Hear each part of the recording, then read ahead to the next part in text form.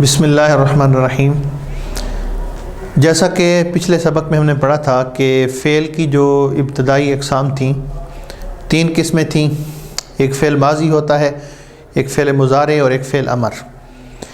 فعل ماضی وہ فعل ہوتا ہے کہ جس میں گزشتہ زمانہ سمجھا جاتا ہے اور ساتھ کوئی کام سمجھا جاتا ہے، یعنی عربی کا ایسا لفظ کہ جو گزشتہ زمانے میں کسی کام کے کرنے یا ہونے کو ظاہر کرے وہ فعل ماضی کہلاتا ہے۔ اور اس کے بارے میں ہم نے پڑھا تھا کہ یہ فعل ماضی مکمل طور پہ مبنی ہوتا ہے اور مبنی الاصل ہوتا ہے، یعنی اس کا کوئی بھی لفظ، کوئی بھی صیغہ ایسا نہیں ہوتا کہ جو معرب ہو، بلکہ مکمل صیغے اس کے مبنی ہوتے ہیں۔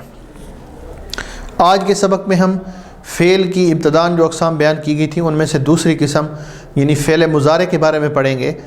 تو جو فعل مضارع ہوتا ہے یہ نہ تو فعل ماضی کی طرح مکمل طور پہ مبنی ہوتا ہے اور نہ ہی یہ مکمل طور پہ معرب ہوتا ہے، بلکہ اس کے کچھ الفاظ، کچھ صیغے ایسے ہوتے ہیں کہ جو معرب ہوتے ہیں اور کچھ صیغے ایسے ہوتے ہیں کہ جو مبنی ہوتے ہیں۔ تو آج کا سبق ہمارا فعل مضارع کے بارے میں ہے۔ سب سے پہلے ہم فعل مضارع کی تعریف کو پڑھ لیتے ہیں کہ فعل مضارع کس کو کہتے ہیں۔ فعل مضارع کی تعریف ہے کہ وہ فعل کہ جو موجودہ یا آنے والے یعنی مستقبل زمانے میں کسی کام کے کرنے یا ہونے کو ظاہر کرے، یعنی ایسا عربی کا لفظ کہ جو موجودہ زمانے میں یا آنے والے زمانے میں کسی کام کے کرنے یا ہونے کو ظاہر کرے، یا جس لفظ سے موجودہ زمانے میں یا آنے والے زمانے میں کسی کام کا کرنا یا ہونا سمجھا جائے، اس لفظ کو عربی گرامر کے اعتبار سے فعل مضارع کہتے ہیں۔ مثال کے طور پہ جیسے لفظ ہیں یضربو۔ اب یضربو اس کا معنی ہے مارتا ہے یا مارے گا وہ ایک۔ اب اس یضربو والے لفظ میں مارتا ہے یا مارے گا وہ ایک، اس میں مار والا معنی جو کہ کام ہے وہ بھی سمجھ آ رہا ہے، اور ساتھ ایک زمانہ بھی ہمیں سمجھ میں آ رہا ہے کہ مارتا ہے یہ موجودہ زمانہ ہے اور مارے گا یہ مستقبل یعنی آنے والا زمانہ ہے۔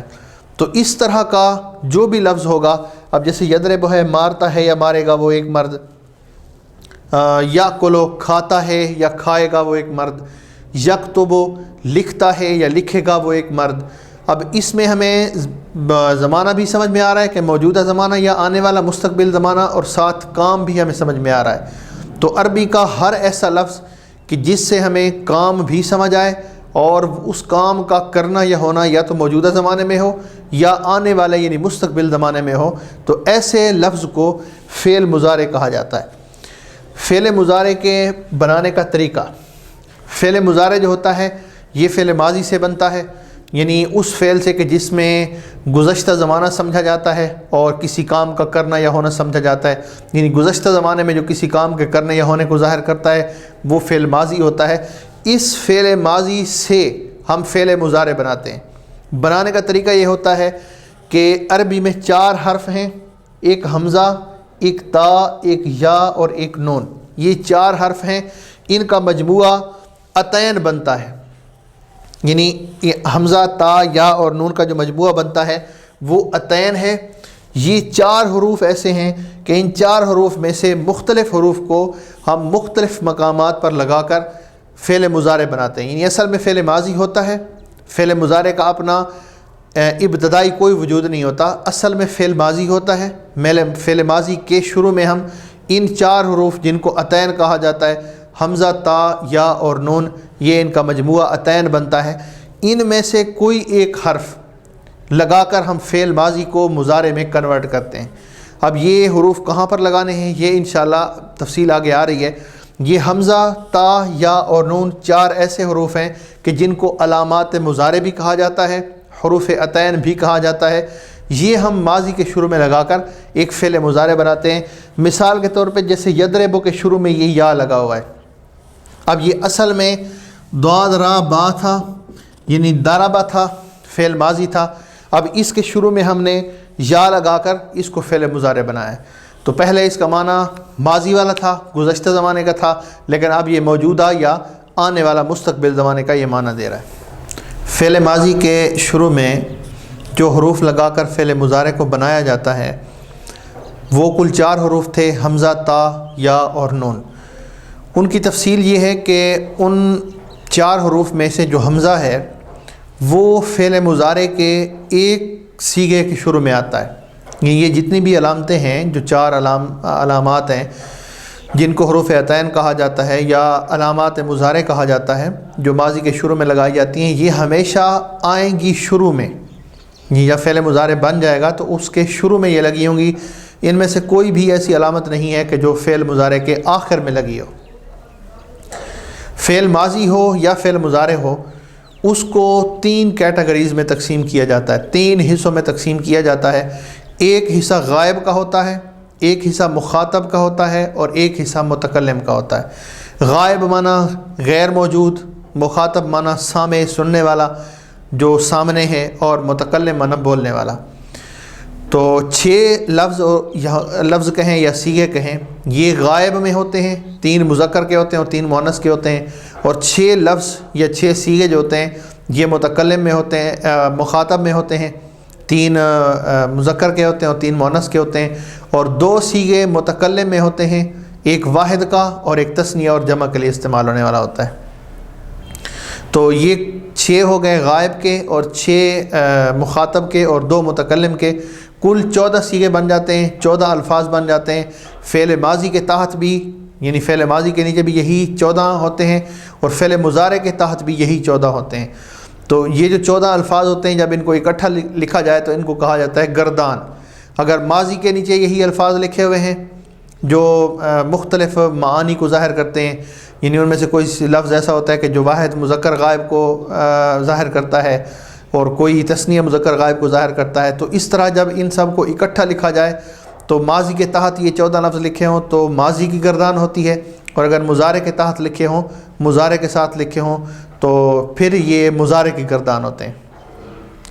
تو علامات مضارع میں سے جو حمزہ ہوتا ہے وہ صرف مضارع کے ایک صیغے یعنی ایک لفظ کے شروع میں آتا ہے، اور وہ ہوتا ہے جمع واحد متکلم۔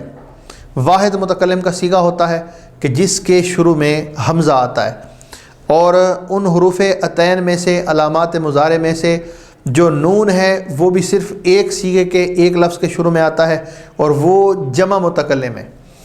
اور جو تا ہے وہ فعل مضارع کے 8 صیغوں کے شروع میں آتی ہے۔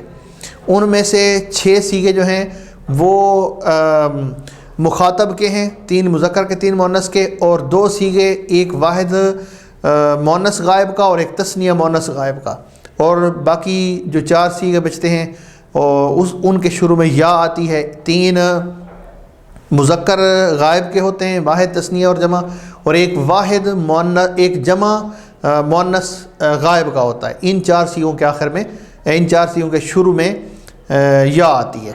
تو یہ علامات مضارع کی ترتیب ہے کہ ایک صیغے کے شروع میں حمزہ آتا ہے واحد متکلم کے شروع میں، ایک صیغے کے شروع میں نون آتی ہے جمع متکلم کے شروع میں، 8 صیغوں کے شروع میں تا آتی ہے، 6 مخاطب کے اور ایک واحد مؤنث غائب کا، ایک تثنیہ مؤنث غائب کا، اور 4 صیغوں کے شروع میں یا آتی ہے، 3 غائب کے ہوتے ہیں، واحد تثنیہ جمع مذکر کے، اور ایک جمع مؤنث غائب کا ہوتا ہے کہ جس کے شروع میں یا آتی ہے۔ اب یہ گردان لکھی ہوئی ہے فعل مضارع کی، یعنی 14 لفظ لکھے ہوئے ہیں فعل مضارع کے۔ ان میں سے جو پہلا لفظ ہے اس کو کہتے ہیں واحد مذکر غائب، یعنی پہلی جو کیٹیگری ہے وہ ان کی یہ ہے، یہ غائب کی ہے، اور دوسری یہ جو 6 لفظ ہوتے ہیں یہ مخاطب کے ہوتے ہیں، اور آخری جو 2 لفظ ہوتے ہیں یہ متکلم کے ہوتے ہیں۔ اب ان کا ترجمہ کرتے وقت جو پہلا یہ لفظ لکھا ہوا ہے یضرب، اس کا معنی ہے مارتا ہے یا مارے گا وہ ایک مرد۔ اب اس میں مار والا معنی بھی ہمیں سمجھ میں آ رہا ہے، اور ساتھ موجودہ یا آنے والا زمانہ بھی سمجھ آ رہا ہے، اور ساتھ اس کے کرنے والا بھی سمجھ آ رہا ہے، اور تعداد بھی سمجھ آ رہی ہے کہ مارا یہ فعل کا معنی ہے، اس یہ غائب ہے، ایک یہ واحد ہو گیا، مرد یہ مذکر ہو گیا۔ تو یضرب مارتا ہے یا مارے گا وہ ایک مرد، یہ واحد مذکر غائب۔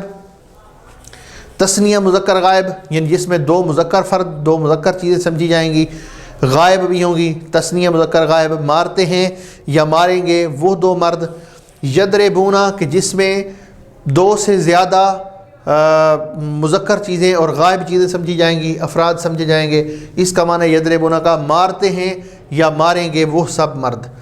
اسی طرح مؤنث میں تضرب مارتی ہے یا مارے گی وہ ایک عورت، یہ واحد مؤنث غائب کے لیے ہے۔ تضربان مارتی ہیں یا ماریں گی وہ دو عورتیں، تثنیہ مؤنث غائب کے لیے ہے۔ یضربنا مارتی ہیں یا ماریں گی وہ سب عورتیں، یہ جمع مؤنث غائب کے لیے ہے۔ تضرب یہ مخاطب والی کیٹیگری میں ہے، مذکر کے لیے تضرب مارتا ہے یا مارے گا تو ایک مرد، یہ واحد مذکر حاضر کے لیے ہے۔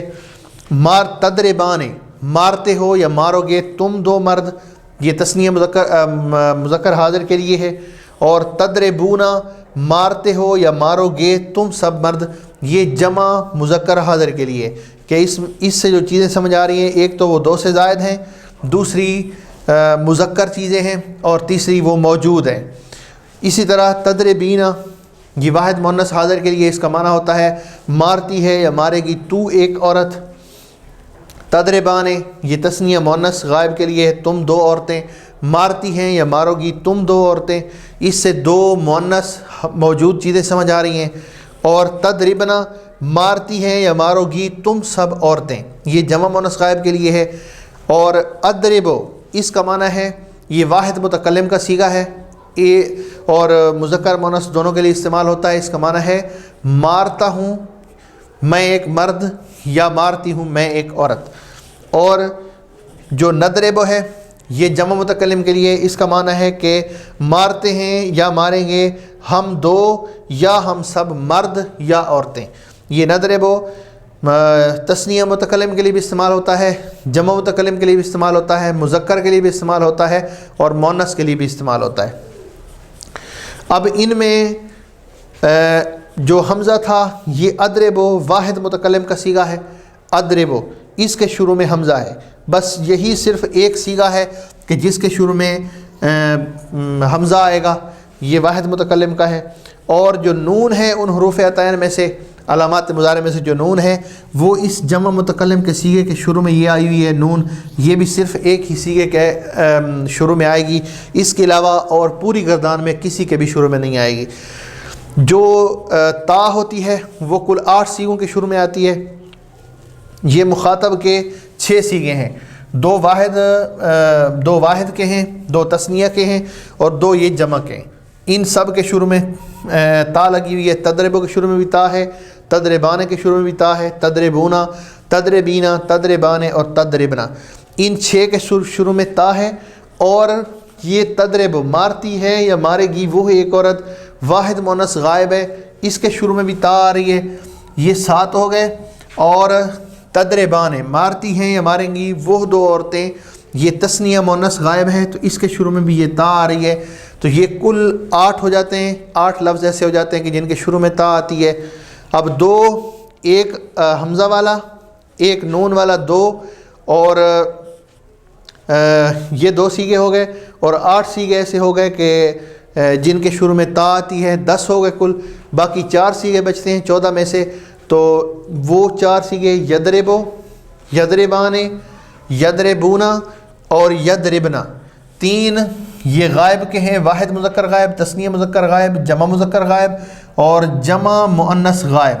ان 4 صیغوں کے شروع میں ان علامات مضارع میں سے، حروف عطین میں سے یا آتی ہے۔ اب جیسا کہ سبق کے شروع میں ہم نے شروع کرتے وقت کہا تھا کہ جو آج کا ہمارا سبق ہے یہ فعل کے معرب اور مبنی ہونے کے اعتبار سے ہے۔ تو ماضی کے بارے میں ہم نے پڑھا ہے کہ وہ مبنی الاصل ہے، اس کا کوئی لفظ بھی، کوئی صیغہ بھی ایسا نہیں ہوتا کہ جو معرب ہوتا ہے، بلکہ مکمل مبنی ہوتا ہے، اس کی حرکات کو بیان کیا گیا تھا۔ یہ فعل مضارع کی گردان ہے، جو 14 صیغے ہیں، 14 لفظ ہیں، ان میں سے تمام کے تمام نہ معرب ہوتے ہیں نہ تمام کے تمام مبنی ہوتے ہیں۔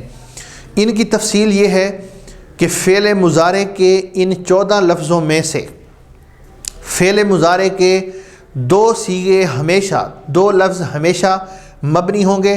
وہ کون کون سے لفظ ہیں کہ جن لفظوں کے آخر میں جمع مؤنث کی نون آتی ہے، وہ دو سیغے ہیں، دو لفظ ہیں۔